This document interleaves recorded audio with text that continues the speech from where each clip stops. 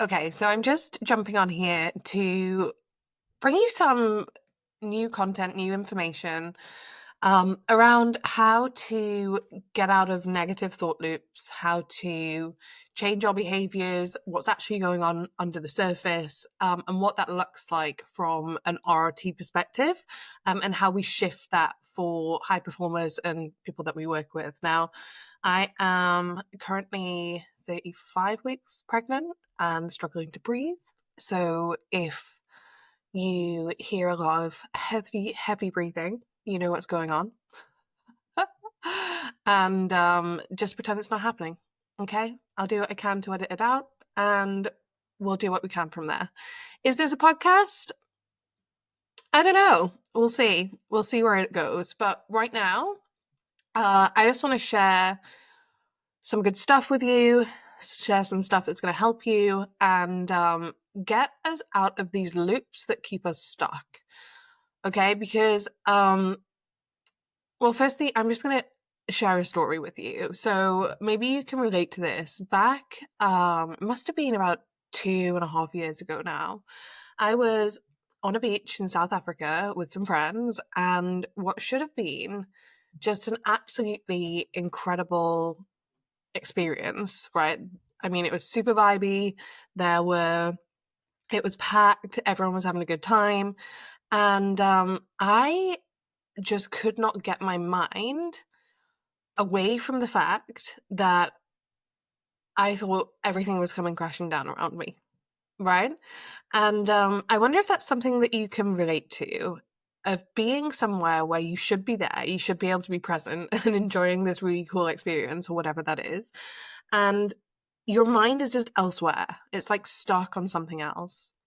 Because in that moment, like, yes, I was physically there, but mentally, I was completely stuck in this loop that I couldn't break, right? So I ended up just leaving the beach that day. And I went home to like figure it out, figure all this stuff out about like how to drive my business forward, how to I was living nomadically at the time, so where was I going to move next? What did that look like? Um, just this constant fear response that was coming up, and I just was completely stuck in it. And if I'm honest, like leaving and going elsewhere, I was figuring out nothing. I was literally just like spiraling, and just fully caught in this triggered state that no matter what I did, no matter how hard I sort of pushed to break out of it, I just was not getting anywhere. So most of us, we've probably heard of the phrase survival mode, and I think it gets a little bit overused, right? But in this case, it is useful to talk about because what's actually happening inside of our systems at that moment is that the brain and body aren't just reacting to what's going on, they're actually reacting to a perceived threat that isn't there, right? It's something that's stuck in our mind outside of what we would call conscious awareness. So, what I mean by that is that it's a pattern that's operating at a subconscious level.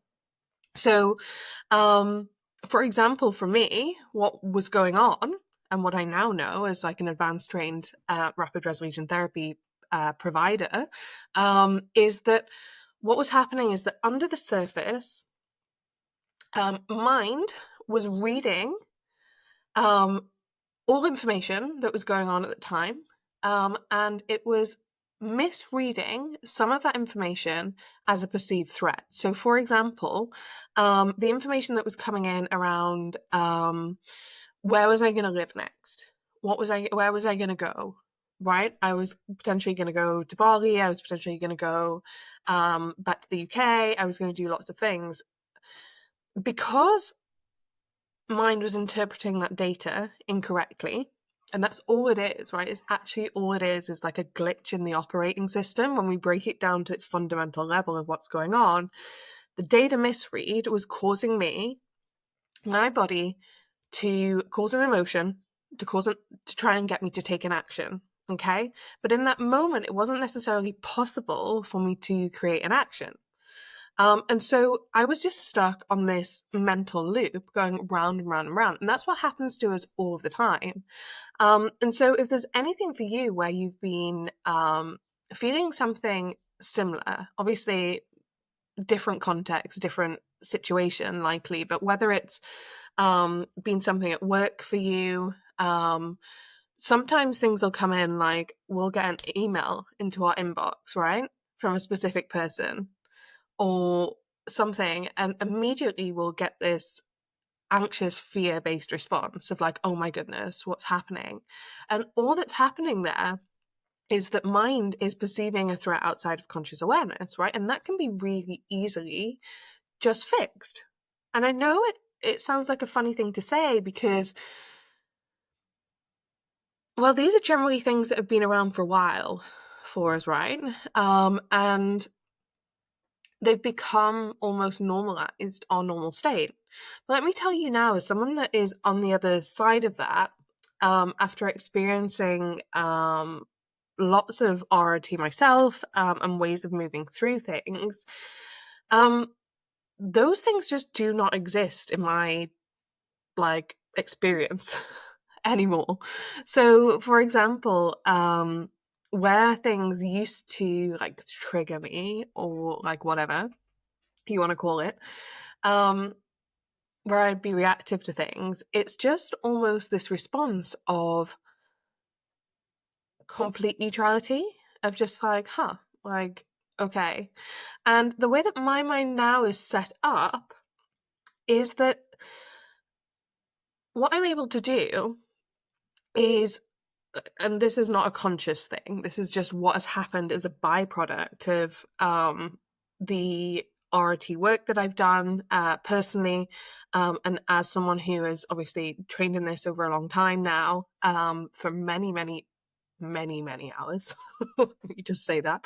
I am very much regulated. So what happens now is that things that used to affect me and used to bother me, like, and I mean like really badly, will come in, will happen, and it's just a nothing response, but not a nothing response in a bad way, like a very neutral response of like, okay, this thing has happened, now let me just handle it or not think about it if it doesn't need to be actioned in that moment, or like whatever it is. And I just want you to know that that experience can exist. And with that, what's actually happening is because as our brains or minds, let's just say, our unconscious mind perceives a threat, whether it is real in that moment or whether it's just perceived, right? Whether there's been something that's caused a trigger, caused a block in the past, and that is now coming up for us. What mind does in that moment is prioritizes survival. It's always working for us, always working in our best interest. It just doesn't always feel that way. Okay. Primarily because it hasn't got the memo that it is not an actual threat.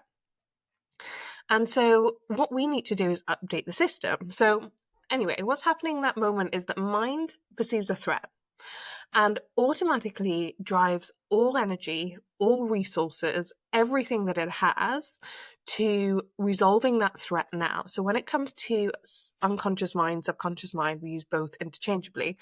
The way that unconscious mind works is it only perceives now.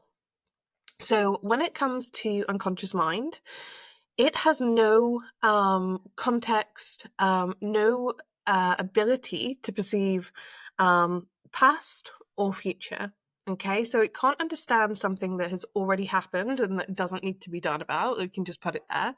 And it also doesn't understand that there will be a future. Okay, so when it comes to unconscious mind, all it thinks, the way that it operates is that it's either happening right now, it has just happened, or it is about to happen. Okay, so it drives all primary resources and focus towards survival right now,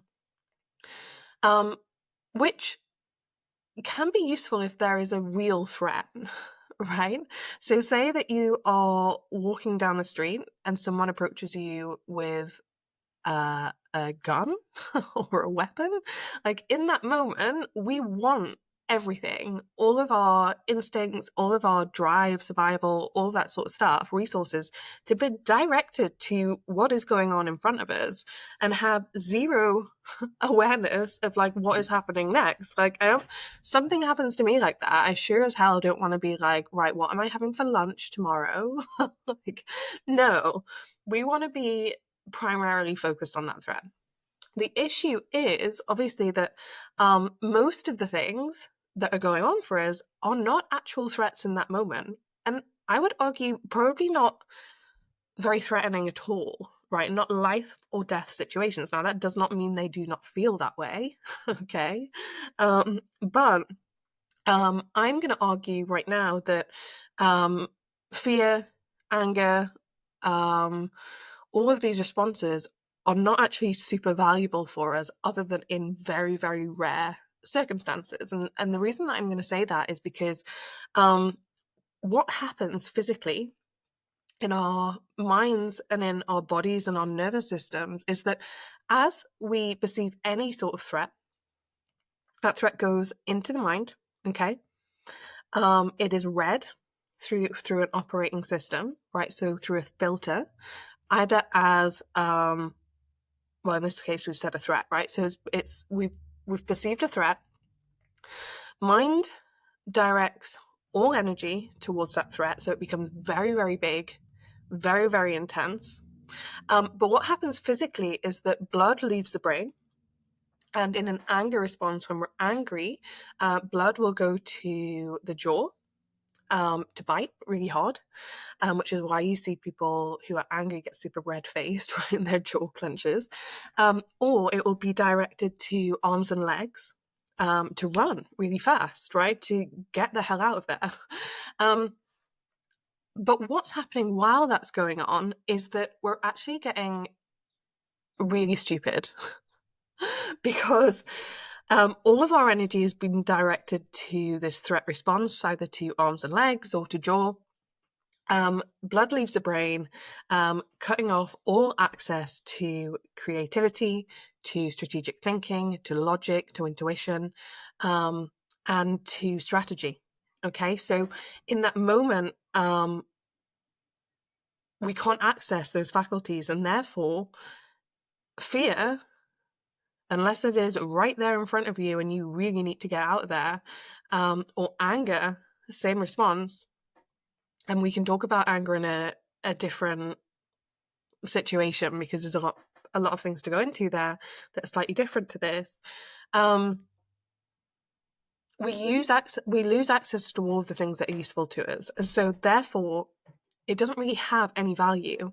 So my point is this: what we want to do is have mind operating for us all the time in a state of understanding what is a real threat and removing any of the mental loops that have kept us stuck with these perceived threats going around us, right? So whether it's a coworker coming in that really winds us up, or that email coming in our inbox, or like for me, when I was on that beach in South Africa and just could not enjoy the day because my mind was stuck on like, what's next? How is this going to work out for me? All of these things, and that were really not logical, right? They were obviously not threats in that moment, not threats to my survival, and not imminent threats at all, actually. You know, it just made no sense. And so we want to stop our minds operating in that way. And so in order to do that, like I said, okay, so I am an advanced trained RT practitioner, okay? And that means that I work with people to remove these threats from the operating system. And